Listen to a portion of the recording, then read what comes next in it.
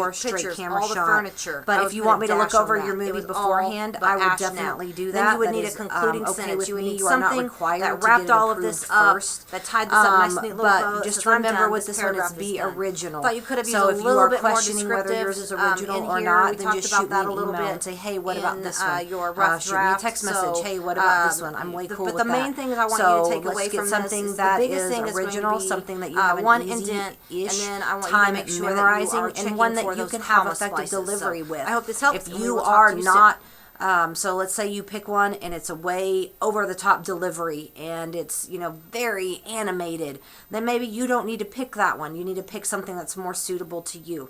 But remember, I am grading you on hand gestures, body language. So even if in the scene the person is real, stiff, you want to still make sure that you have that delivery, because you are going to be getting graded on hand gestures, eye contact, body language, all of those things. So one more time, make sure that you are standing up up for this one, no matter what it is. You have to be facing the audience, and it cannot be a he said, she said. So have fun with this one. Most students, after the fact, they pick what they're going to do. Have fun with this one. So that's what I want out of this. But if you have any questions, then let me know.